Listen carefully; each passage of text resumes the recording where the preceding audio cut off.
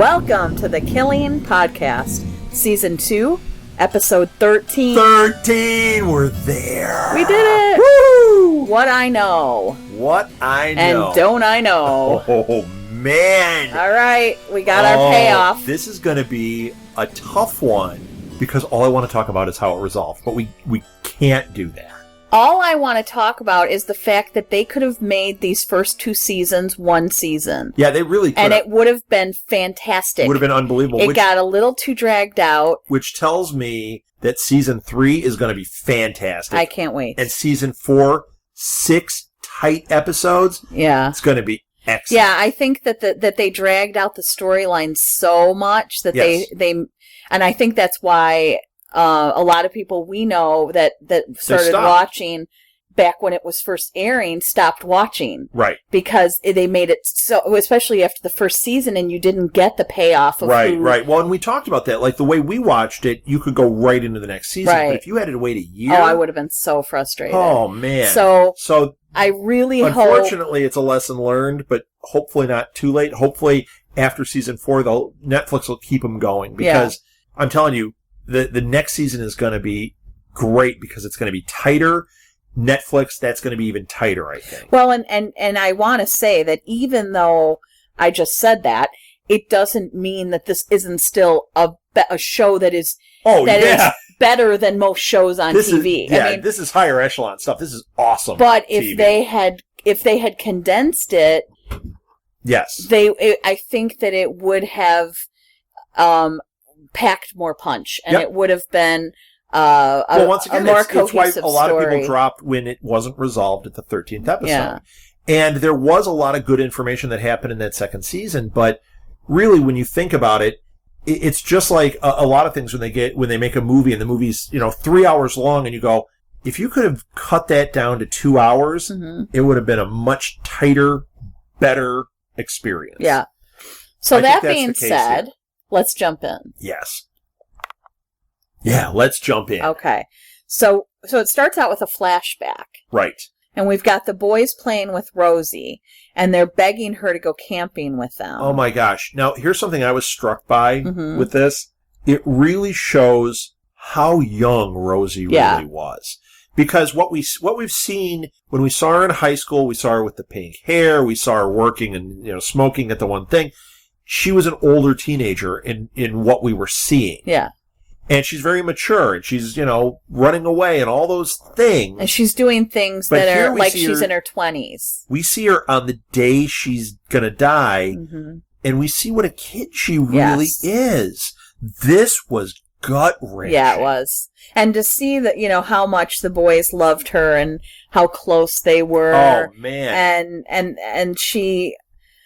Oh, it's the fact that here they were asking her to go camping. Right. And she knew, I'm never going to see him again. I'm running away. Right. I'm running away. And so knowing that. And here's Mitch telling her, going over what she's supposed to do after the dance. The rules and emergency info. Now, did you catch when she kind of smirked at Terry? Yeah, I said she's distracted and smiling to herself. Right. Well, when she looked at Terry and kind of smiled, I wonder if Terry knew anything with this. Like, if Terry knew that she was running away, or you mean Rosie? Yeah, Rosie. Okay, yeah. Rosie glanced over at Terry and did a little smirk. Yeah, she's walking around, she's kind of distracted. You could tell that she's preoccupied with where she's headed. Or I wonder if that was just, looking at her aunt like, yeah, Mom is, running over the rules again. Well, and Terry's just sort of quietly watching. Yes. Which is interesting. Interesting. So Rosie and Stan's last contact. Right. Oh, and we also see the backpack. We see her grab the backpack. Yeah. The one that we know shows up later. He's on his phone, and she's sort of staring at him wistfully. Right. And... Oh, and you could tell by the look on her face. She knew she was running away and wouldn't see him again. And that's also why Stan said in that earlier episode that the last time he saw her, she looked kind of sad. Well, and I said, or that she knew it was going to break his heart. Yeah, exactly. Because he loves her. Yes. No matter what we say about this guy, no matter what we know, no matter what, there is no question he loves that he his daughter. Passionately loved this kid. And I'm going to cry well, already. She also loved him, too. And that's something that throughout the series, you've gone back and forth on how close were they? What was she angry at him, or was she angry at Mitch, and what was the story going on? But here we're getting a glimpse into their last few hours, and you realize she was running away because she was being driven to explore and do her thing, and she knew it was going to be painful. And what we find out later is she even was giving a goodbye message. I mean, It's just amazing. Okay. So Holder and Sarah... I put a big frowny face here, by the way. ...are at the campaign party. Yes. They're about to announce the results, and Gwen is not happy that they're there. Right. No. And doesn't she ask, where's Jamie? Yeah, they're looking for Jamie. Yes. And he's not there. He is... She said... Oh... He's driving the campaign car. Oh, my gosh. So they put out an APB on it, and Gwen just looks shocked. Yeah. She also says that he's with Darren, and they're both late. Yes. That's when she really looks She's really freaking. Oh, my gosh. And Holder calls in that APB. I mean... That's scary. She doesn't know what's going on. Well, no. At that point, Gwen doesn't know that Darren's not... Yes, she does. No. Now, hold on. Just hold on for two more points here. So Darren, Jamie, and his grandpa are at Jamie's house. And his grandpa is saying that what Darren has been saying about him losing his legs, etc., all that kind of crap when he was telling his fish story to Darren. Oh, right. His grandpa said that was all lies. Right. And Darren tries to leave, and the guy grabs for him. Right. Oh my gosh. Okay, the whole thing, this was just... It's unbelievable. Yeah. And the grandfather's obviously trying to blackmail Darren. Yeah. And it's just, now you're seeing this guy that they told this amazing story about is a scumbag. Well, and Jamie gets mad and shoves the grandpa. Yes. And he yells, the grandpa starts yelling about this girl that was killed. And he says, "You think I didn't know where you really were that night?" Yeah. No, this was actually... this is your favorite. I'll let you do this. Because... He says that, and Jamie turns at him and very pointedly, in fact, points his finger at him and kind of whispers, "Shut up." And then he starts to walk out, and the grandfather goes, and Jamie turns around and he goes, "Shut up." Oh, I died. I must wet my pants. You know what's ridiculous? Oh, we had to rewind that how many times? I think we watched it 5 times. That was so funny. Amazing. It was so funny. Yeah, that was so great. Yeah. You know what? I was wrong. It's not that she knew that Darren was with Jamie. She knew at that point that Darren wasn't there. Yeah, of course. That he was supposed to be with something Jerry. Like, Darren's late, Jamie's not here. That's what I was talking about. Gwen, but see, Jerry is Darren's driver. Right. So Gwen hears from Jerry that Darren's not with him. Right. That's when it all hits the fan. That's why I was telling you it wasn't in that scene. It was actually later.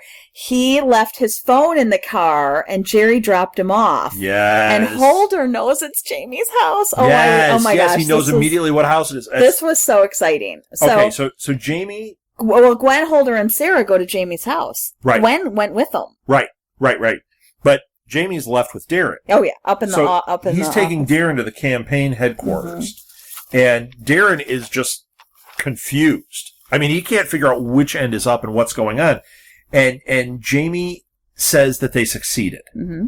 Adams is going to concede. Yep. And you would think this would be like a big celebration for Darren, but Darren is so spinning right now. Yeah. What is going on? Because Jamie's just rejoicing, like, woo, look at that. And Darren's going, wait a second, back up 5 minutes. Yeah, and he goes, why did you lie to the police? Why did you lie about your grandfather? Right. Why did you tell me that story? And what does Jamie respond with? Oh, my grandpa's a drunk and a liar. Well, and he says, Shut up. Yeah. He says, where were you the night the Larson girl died, Jamie? Why did you lie to the police? Oh, my gosh. And Jamie planted the Indian bows at the waterfront, and he was trying to position Darren. Right. He says, I did it all for Darren. But Darren keeps yelling, but what happened to the girl? What happened to her? What happened? And Jamie yells, it was an accident. Oh, my gosh. I have chills right now. I have goosebumps. Yeah, it's unbelievable. Yeah. So, okay. We've been speculating. Did Jamie know? Did Jamie do anything? Yeah. Is this just a whole thing where, yes, this stuff is happening and it's going to flip over in this episode that Jamie had nothing to do with Rosie? No. When he said that, oh crap. Holy cow. It was an accident? It was an what accident. does that mean? How do you accidentally put a girl in your trunk and drown her? Duct tape her and all that stuff. So it turns out that Jamie, Ames, and the casino manager were the ones on the 10th floor. Yes. She buried the bones. And they show a flashback, and it shows them up there. Yeah. And Jamie says that Darren will be on board. Yes. Yes. They're talking about the bones, and Jamie's like assuring, and the other two leave. Yeah. And Jamie's alone. Rosie's up there and overheard. Of course. And Jamie hears a cell phone ringing, and he finds her. Yes. And that's my gosh.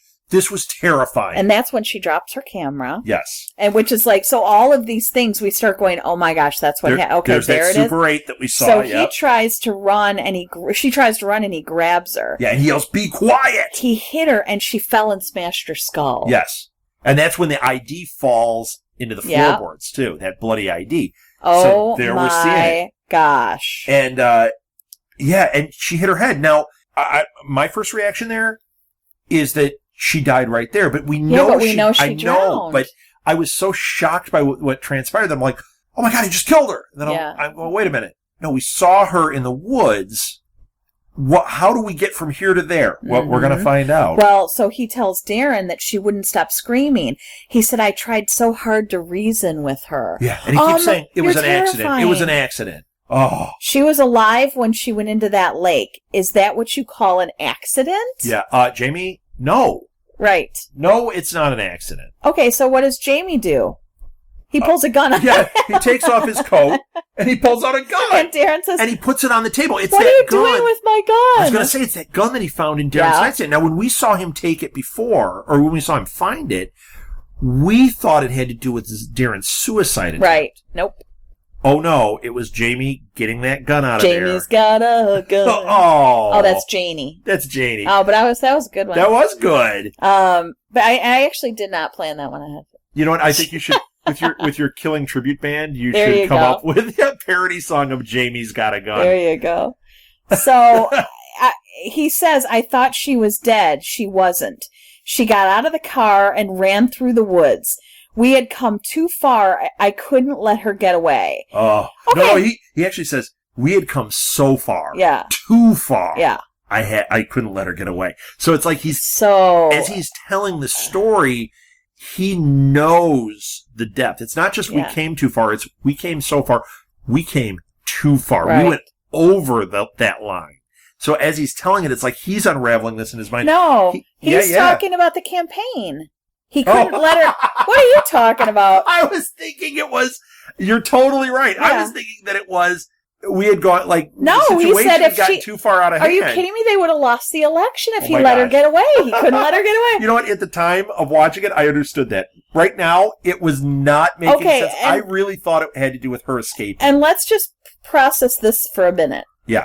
So we have Darren sitting there staring at him and thinking, could this be further than reality? Yeah. So, yes, it can, because Jamie then says...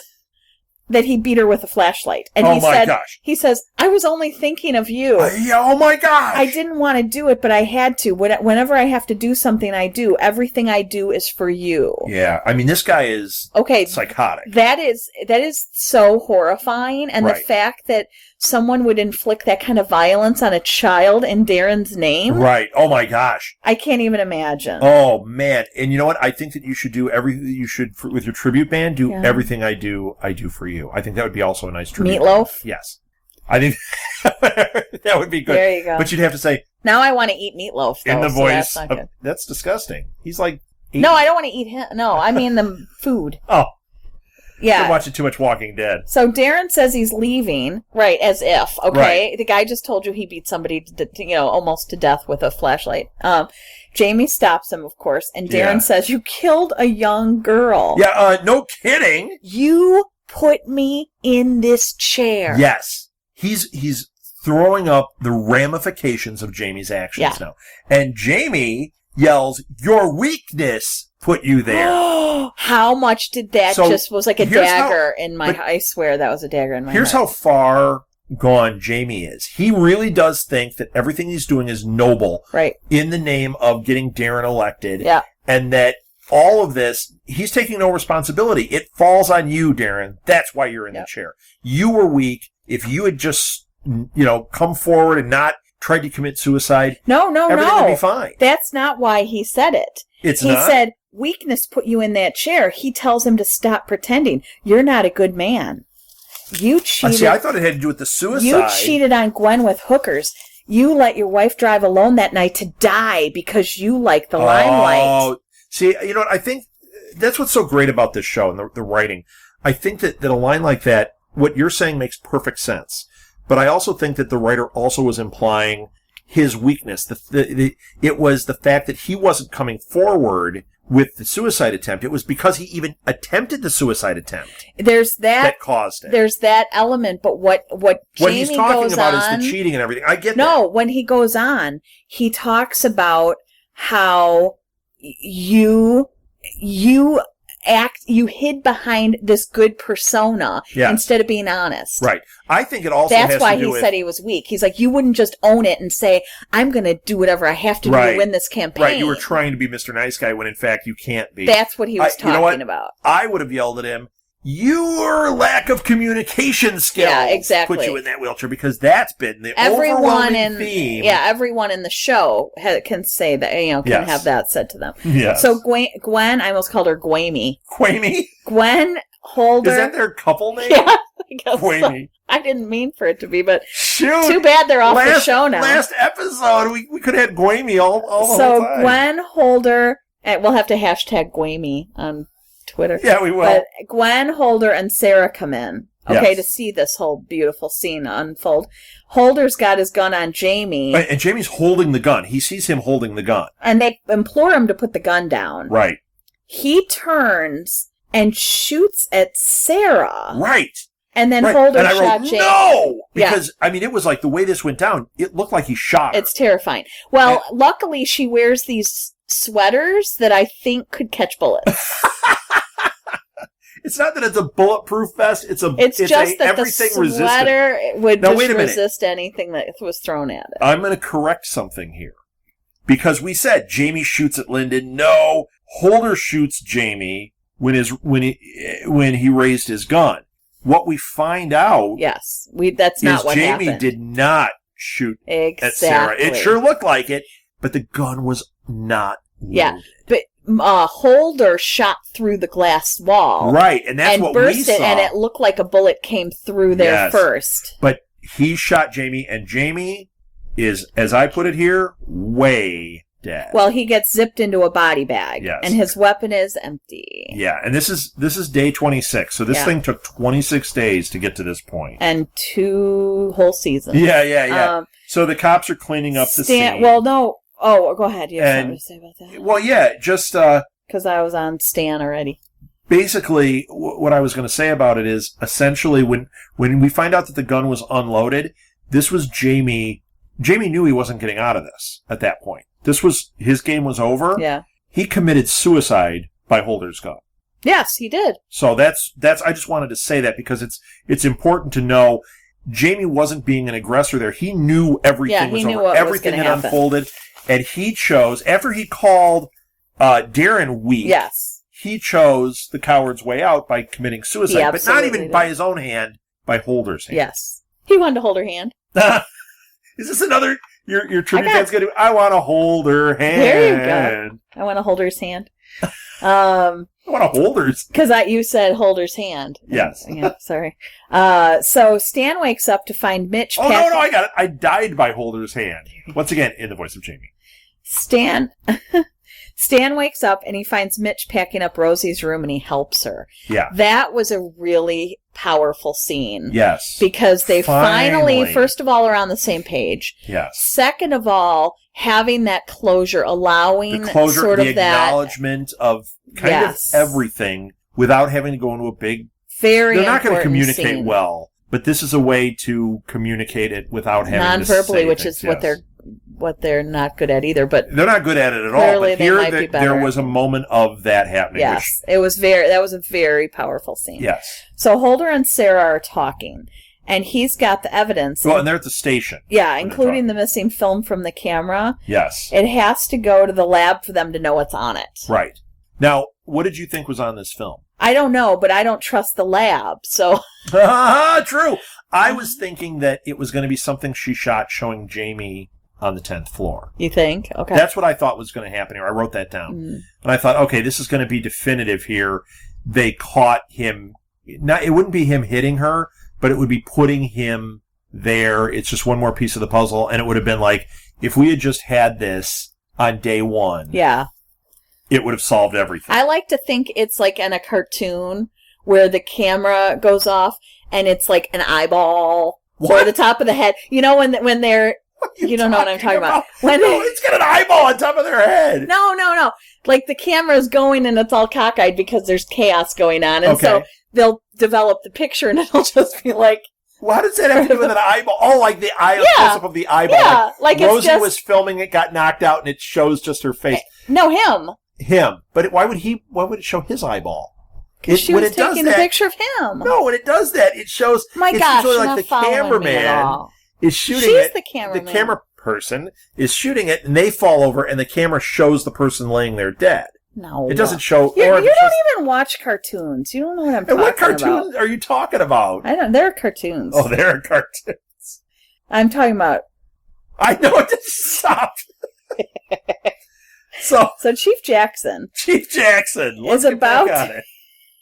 Is about to be charged with obstruction of justice. She and Ames are both in interrogation. How the heck this woman didn't get charged with this long before now? Gosh. But she's not going to make a deal to give up Ames. Right, but Ames is in interrogation also. Yeah. Carlson comes in to tell them that Internal Affairs is going to investigate. Right. And he tells them, I know it's a clean shooting. Right. I want you to know. And he says it's over, too. This is over. Good job. Well, first he says, I want you to know both of you did good work on this case. It's over. Ames is going to walk, though. Right. So I thought that was really nice of Carlson to, as we've said before, he has actually supported them in his own bizarre way. Right. He was not a dirty guy. He just was a guy that was trying to do his job to the best of his ability in this insane thing. And he's caught in this political web, whereas the last lieutenant was part of the problem. Yeah, I don't think that Carlson's been a part of the problem. And he did. He seemed like it, but he wasn't. And he did usually come around each time. Yes. To... Sometimes his hand had to be forced a little bit, but he did do it. He did help them. But this was good. When he came and told them, it was like, okay. Yeah. He's stepping up into his role. Yeah. So I loved this scene. Stan shows the family the new house. Yes. And he said they need to move in the next few weeks if they're going to do it. And Mitch says yes. So that was really huge. And he says this is the house she was going to come back to from college. Yeah. Mitch takes his arm and says, let's go inside. Yeah. And then they didn't take me in. I wanted to see the house. I know, you wanted it like House Hunters, the thing. I love to see the house. Yeah. I want to see the house. So the boys ran around to the backyard. There's a swing set. So it was I thought that was really heartwarming. Had envisioned, only Rosie wasn't there. Exactly. But that's what he wanted. He wanted them to have this house and to feel that. And I mean, it's really good they got out of that house. Yes. Well, they're going to. Yeah. There was a lot of bad stuff that went down. Yeah. In that environment. Well, and just even the Yannick stuff and everything. Yes. Like, there's just a lot. The Belko, just a lot of bad mojo. Belko, Yannick. So not pretty. Terry leaving, Rosie getting killed. Mitch going, like all that craziness. Yeah, all of it. To be able to just walk away Did you see the dog in this scene?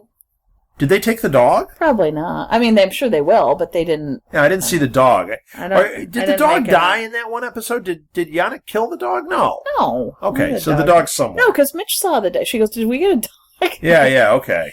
So Gwen and Darren are at the office. I was concerned about the dog. She tells him to go home, but he's trying to write a press release. And he says, I don't want Jamie defining my legacy before it even gets started. Think about that. So he wins the election. You know how it goes. This is a huge scandal. Forget his suicide attempt, all those other things. This is all anybody would ever remember. Yeah. You know, I mean, there are guys, like, I remember the name of the guy that shot himself on TV, the senator that shot himself on TV. You don't know anything else about him. You just know the scandal. His name? Yeah, Arbud Dwyer. Oh. you remember those types of things. I was calling you on it in case you really didn't. Well, look it up. Because I didn't remember. I remember him doing it. Yeah. But it's that kind of thing. And here's Darren. He just won, and he has to be conscious of that. Yeah. Because even though he's elected, that's a mountain to climb to get over the guy that was involved in the murder of a teenager and dragged this whole thing out. Well, and she says, we won this election because of you. We don't need to spin anything. But the destruction is all around. I mean, it's like... he's in the rubble here. And the carpet and Plus glass... they're in the room where it happened. That's what I'm saying. And so it's a metaphor for what's going on around him. But the carpet and the glass are getting replaced that day. And she says, you've got blood on your face, and then she hugs him. Did you notice that? Because you saw that little I saw the little drop of blood on his face. I was like, oh my gosh, he didn't even at least go to the bathroom and wipe it off or something. Yeah. I don't know. Yeah. That was. So Darren and Adams tough. are talking. Yes, and they're says, at City Hall now. I'm sorry about Jamie. It took me 3 tries to become mayor. You did it in 1. You've got the makings of a great leader. Now, you would think that this is him being a big man, but he's a jerk. Yeah, he's a bad guy. Yeah, and him saying this, he's saying this, but he was dirty and awful, and he made it hell for him. He would have made this Jamie thing. He would have used this against Darren in a heartbeat if it hadn't been past the 0 hour. Exactly. If things had if he hadn't already won, he would have found a way to use that against him. When in fact, that's dirty pool, more dirty pool from this guy. So I didn't feel warm fuzzies. I didn't have feels for this guy. No. So Stan and the boys are packing, and Mitch is packing up the laundry room, and she sees the height markings from the kids. Yes. Another heartbreaker here. Terry comes in to help, and Mitch says to her, she kept looking at me that last time. Yeah. I was so busy packing for the camping trip that I didn't look at her. I didn't see her. Oh. I'm going to cry. She says, yeah, you did, Mitch. You always did. Oh. Oh, I died. And once again, now we're getting, Mitch is finally communicating, and she's saying that she's opening up, and I get it. It's still raw. She's finally coming to terms with it. Oh, the guilt. I mean, imagine. And then when you take that and you couple it with what Stan was saying about her looking sad, and it makes every moment just seem precious. You just you want to go see your kid and just love them every second. And in reality, you can't. You're just like this, where you're doing your thing. You're distracted. You're busy. Yeah, but horrible. And then Stan is looking at Belko's locker. Right. Which, as crazy as that whole thing was, Belko was loyal. He was like a son to him. Yes, and he looked at Stan as a dad. That was tragic. Yeah. And the guy was unstable and went off the deep end, and, all the things that made up Belko and made him a character that we always wanted to talk about. Right. That aside, there is definitely an emotional attachment between Stan and Belko. And would Belko have finally snapped if this hadn't gone down this way? I don't know. Would he have just... I don't think he would have just killed his mother. I mean, I think that he was... there was just too much. It was too much. Right. It made him snap. And Stan, looking at that locker, all that is running through his head. It was really tough. Okay, so this next scene was very loaded. Okay. So we've got Darren is at Lily's gravesite. Yes. Okay, do you remember that? Yes. And Gwen calls, and she says, where are you?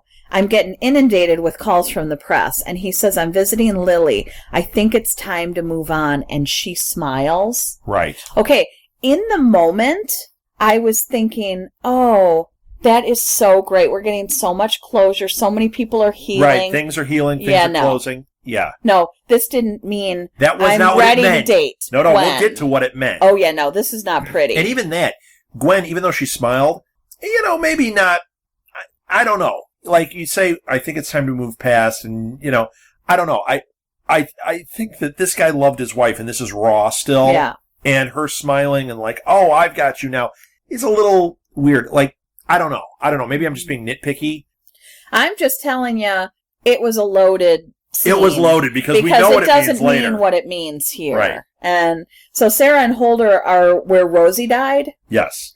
And she says, Jamie never said what happened here. Well, yeah, they're in that field where Rosie died, and we saw them here before, but now it's a very different scene. We don't have the cops combing the area. She's not doing that, looking around and scanning the area. She's they're standing there kind of reflecting on this. And she says, I really wanted to get him. And Holder says, we got him. Let's let the Larsons know. Right. And it's like, yeah, we got him, but there still isn't closure because I don't know what exactly happened. Right, right. So, yeah, even though she's not doing that detective thing that we see her do, she's still processing. Mm-hmm. And now we get... okay. So this is hard. This is what I really suspected from day one. You did. You get props for this because...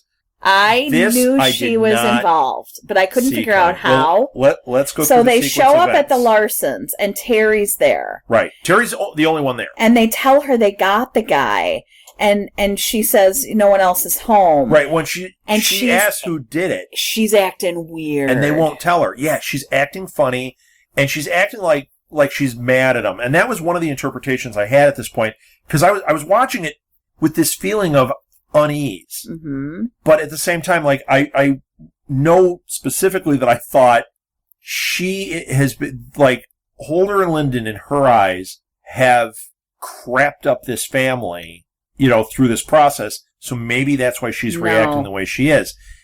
And she's not being helpful. And she's she's acting weird. There was just something off and something, and Linden knew it, certainly. So Sarah sees her car has a broken taillight. Right.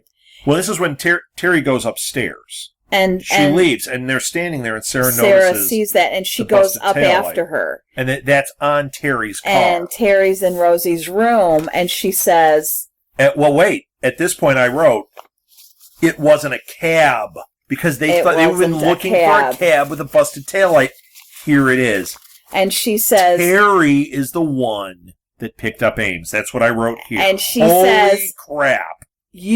Sarah says, you were there at the lake. You picked him up at the ferry.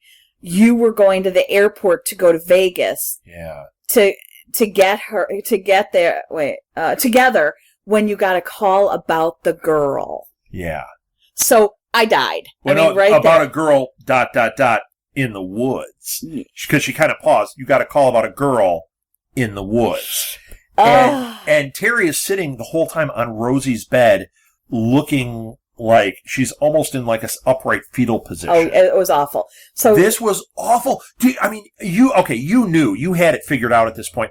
I'm watching this. I didn't know what I knew. I just knew she was involved. But as this is unfolding, like, my mind is racing. I was dying. I thought we had the guy. I thought it was over. No. She says Rosie was 9 when I read her the story about the monarch butterfly. She loved it. Oh. And Sarah says he was going to leave his wife for you, wasn't he? And she says, Michael did it. You should arrest him. Yes. And she says, he didn't do it, did he, Terry? Oh, and then Stan and Mitch come in. And you see that look like, what's going on here? And they try to get him to leave. And Terry's looking at him with the, like deer in the headlights. But kind of like sad, like, it's all I don't want you to hear what's about to be said. So Holder and Sarah are trying to get them the heck out of there. Yes. And they won't leave. And Terry says, you wouldn't understand. I'm sorry. Oh, my gosh. Sarah said, don't do this, not here. And then Holder says, Mr. Larson, you don't need to be here. And Terry yells, I didn't know what to do. Oh, my gosh. Now, this is the point when Stan kind of like... I am freaking. Rushes and they're pulling him back. I am freaking. Mitch is just numb. She's numb. Yeah. I mean, it wasn't even like non-belief. It was like, this was really great acting in here because Stan, his reaction is going to be violence. Yeah. Even though we've seen him control it, he has put it together here. And he starts to charge. Holder pulls him back, but Mitch... just stone. She just, boom. And I just believed it. Like, I could totally see either reaction being completely real. Well, and with Stan, he has Mitch has been gone. Yes. And Stan has been living with her. And she's been taking care of his children. And he almost had a little affair with her. But and acting as if, letting him go through everything that he went through. Yes. And so that's why even more so the violence on that one. Her involvement led directly to Belko's death, which we just saw. That, I mean, come on. Dear God. This was mind-blowing to me. Absolutely. Now, you said you knew, but did you... I knew Terry was involved. You knew she was involved, but what we see play out here... No. I didn't know how it was going to work, but I just knew from the beginning. I'm like, there's something not right with her. Yes. And she knows something and she's not telling them. Right. And she's letting them, so this is, go through this, but she knows something. Right. So this is where we see the flashback. Okay. This is where we see it. So Jamie is telling Ames that he needs to kill her so that he could leave his wife. Right. Have his own company and his own money. Right. Because the wife controls Right, which is everything. something that we've heard them talk about, like, hey, she controls the money, this makes sense. It makes sense. They were on the right track with this. And this is Jamie trying to convince him to do it. Yeah. And Ames yells he's not going to leave his wife and won't help. Right. Well, he doesn't want to kill somebody over this, even though we've been suspicious of this guy. Right here, this is the point where if he's a killer, he would have no problem with this. He's having a problem with this idea. Yes. But he does say, I'm not leaving my wife. I won't help. Terry overhears this. Terry gets out of the car. And she has that same stunned look of that Mitch had. Like, just dazed. Goes over to the campaign car. Yes. And pushes it into the water. Right, while Jamie and Ames are talking. Yes. While Rosie is screaming inside the trunk. Yes. Now, she doesn't know it's Rosie. No, but she hears. But she knows it's a girl, a woman, or somebody inside. She doesn't have a problem killing him. Now, if she knew it was Rosie, I don't think she would have done it. No. But anybody else, she has no problem. Clearly. Because nothing is standing between her and Ames. And, she knows that if this person dies, Ames has to be with her because otherwise he's going to be implicated in this death. Yeah. So she's going to have one up on him. It was horrifying. It was horrifying. So this is when she yells. She's telling them, I didn't know it was Rosie. And that's when Stan lunges at her. Oh, that's when he lunges and at her. Holder stops him. I had my notes a little goofed up here because I'm telling you, I was like Mitch. I was stunned. Mitch is stunned and Sarah puts Terry in handcuffs. Oh. Terry hugs Mitch and Mitch is just stunned. You're going to freaking touch me? You're going to hug me? You killed my daughter? Oh my gosh. Oh. And so Sarah and Holder are at the station, and Sarah asks him if he has a cigarette, and he tells her, no, you should quit. Yeah. Save me some bank. Cause even though he's the one that got her back into smoking. He's having to pay for all her cigarettes, apparently. Terry refused a lawyer. Right. And she's, they said it's the wrong place at the wrong time. Sometimes it just comes down to that. Which is true, but you did make a decision. You pushed her into No, but I mean, when I say wrong place, wrong time, if she had not been there and heard that, she was not a killer. Right. It was the whole sequence of events. Yes. Everything that happened led to this moment, and it came down to one decision where she went into the zone and did it. So it is true. Yeah. So someone comes in and turns on the light. And he has the film. Yes. Sarah takes it to go watch it. I can't imagine what was on this film at this point. Yeah. Darren's in the office. Gwen comes in and asks if they have a meeting scheduled. He says he wants to get a jump start as Chief Jackson and her freaking lawyers come in with Ames. So this is what he meant. He got him off their charges. Yes. This is what he meant. Oh, that scumbag. By I'm moving on or whatever. Because Jamie said your weakness is what put you in that chair. And that's what he was talking about. It was his commitment to Lily that was making him try to do the right thing. Exactly. Since he's moving on from Lily, it's free game. I can be whoever I want. Gwen is shocked and crying. What a scumbag. He is no different than Adams. Nope. Just so here she thought... He might be worse. Yeah. Here she thought she was backing a good guy, like the right candidate, and she really thought she was doing the right thing. The worst. She would have been better staying in Washington when she left and letting this unfold. Like, her life would have been better. Now she's got to pick up the pieces. Her life is kind of shattered because of who this guy really is. Yuck. She knew it before, though, when she thought he was cheating on her and everything. Mm-hmm. She knew. Yeah. She knew, and she was living in denial. Here you go. He's a scumbag. Exactly. So Sarah left the Larsons' Rosie's student film. Yes. And the boys are watching, and I cried. God. And you know what? Quite a student film, it was wonderful. I cried. Great piece of work, and it was so gut-wrenching. But it didn't feel manipulative. No. It felt honest. Yeah. And it gives them such a piece because she's saying who this child is. She's saying goodbye, and I love you, and I have to follow my path. So it was very much like you could interpret it as she's going to die right now, and she's telling you it's okay. But in reality, she was saying it because she was going to California. She was going to California. But the other thing about it is... But it leaves it peace. Here they had been hearing so many things. Her name was dragged through the mud. They were calling her horrible things, accusing her of horrible things. All these things. And the fact that they got this pure, innocent... And you found out in her last hours, this is who she was. She was thinking of them. This is who she was. Oh, I cried. Man. I cried so hard. So Holder gets a call. They found a body, and Sarah gets out of the car, and Holder says, "Keep in touch. You're my ride, you know." Yeah. What a fantastic ending! This was an amazing episode. Such payoff. And you know, it was one of those that went so fast. Yeah. Like we were talking about how if this had been one season, it would have been tighter and better. Yeah. And this is the kind of story, though, if they had done this as like a movie, let's say, it would have sold it so short. Because this last hour, I wouldn't want to take 1 minute out of this hour. Well, that's what I'm saying. But if they had tightened up a lot of the other one season fluff, and they could have easily narrowed that down, and each episode would have been this powerful. I mean, this was amazing. Well, I have a feeling that's how we're going to feel going into season 3. Oh. And even more so into 4. I can't wait. This was amazing. But fantastic ending, and anyone who stopped watching in season 1 or sometime in season 2 and did not see this episode has seriously missed something tremendous. Yes. It's really fantastic. Even though it was a little dragged out, I think that if you stopped at season 1, it was worth watching the second season. Yes. It's worth going back, even though there's a little extra stuff in there. There was enough that was great. Right.